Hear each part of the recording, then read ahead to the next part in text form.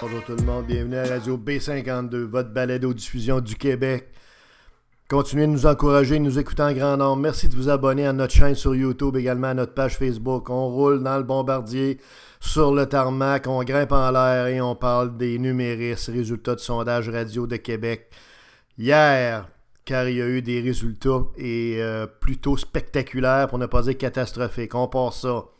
On vous énumère ça. Premièrement, le principal constat à tirer des résultats d'hier, c'est la baisse de à peu près 10% de l'ensemble de l'auditoire radiophonique à Québec.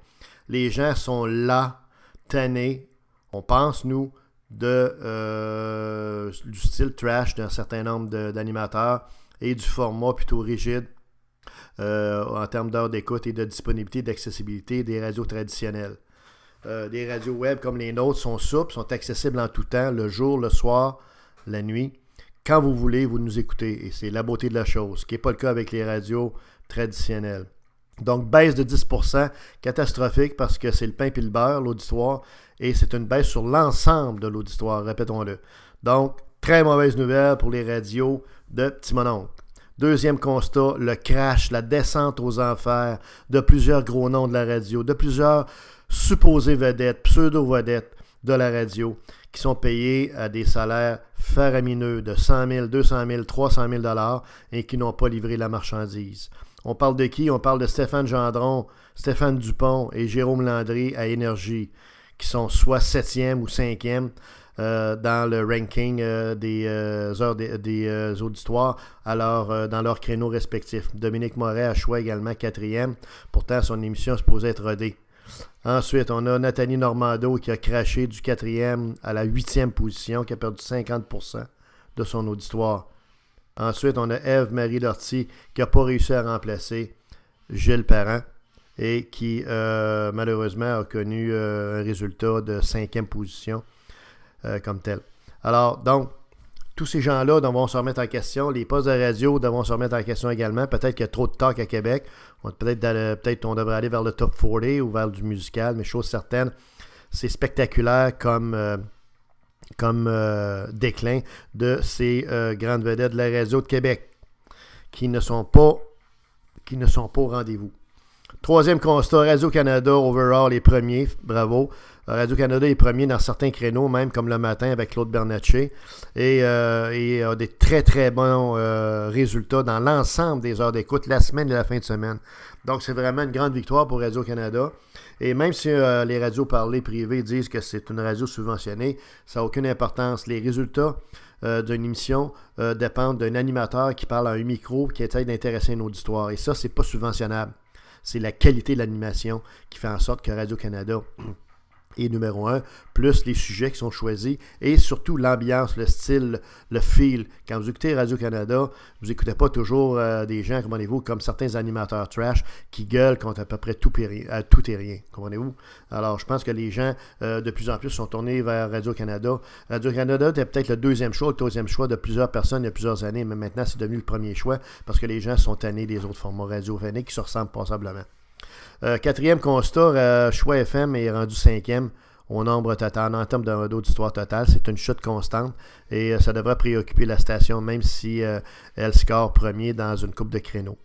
Ensuite, l'émission Martineau-Trudeau, justement de Choix FM, score numéro 1. Et nous, on pense qu'actuellement, c'est la meilleure radio qui se fait à Québec.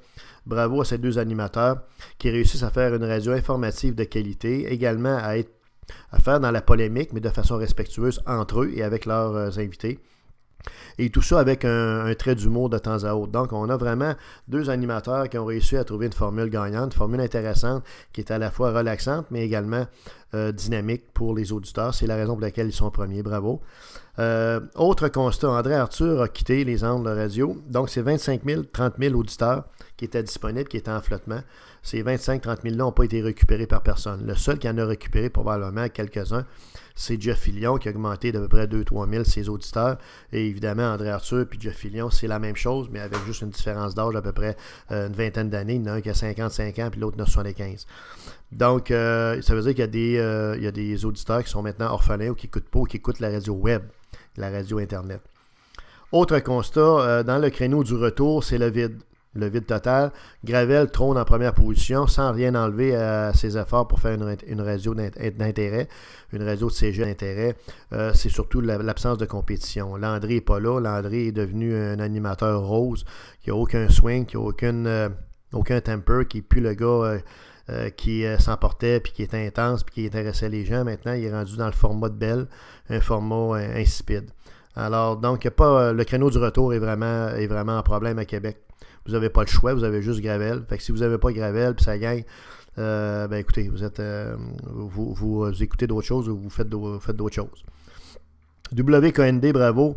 Très, très beau score de cette radio-là qui appartient à la famille Leclerc. C'est la seule propriétaire de Québec en passant à la famille Leclerc au niveau de la radio. Ils ont WKND et BLVD. WKND a vraiment bien scoré avec Martin Dallaire et sa gang notamment. Bravo.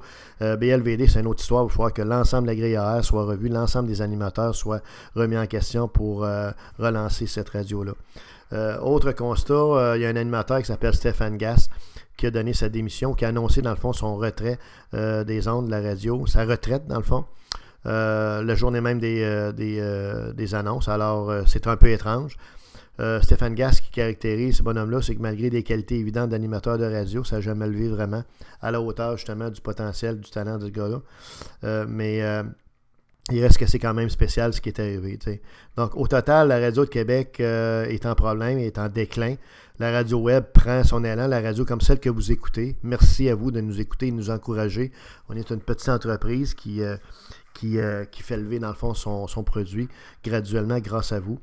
Et la radio de Québec devoir remettre en question le talk radio. Il y a 5-6 postes de talk radio. Les gens ont peut-être le goût maintenant d'écouter du Top 40 ou encore de la radio musicale parce que les gens ont de plus en plus besoin quand ils écoutent la radio de se détendre aussi, pas nécessairement écouter des animateurs qui gueulent puis qui amènent des vibrations négatives sur la ville de Québec, une énergie qui est tout le temps noire, sombre et qui fait en sorte qu'il n'y a jamais rien de correct dans le fond quand on écoute ces gens-là. Fait que les gens ont le goût de se détendre, d'avoir de l'agrément quand ils écoutent la radio. Et la radio musicale permet ça, le Top 40 permet ça. Il y a plusieurs formats possibles de radio que certaines radios parlées devraient prendre. 5-6 radios parlées à Québec, c'est trop. Pour ce qui est d'une couple d'animateurs trash actuellement, je pense que ces gens-là sont en sursis. C'était Radio B52. Merci.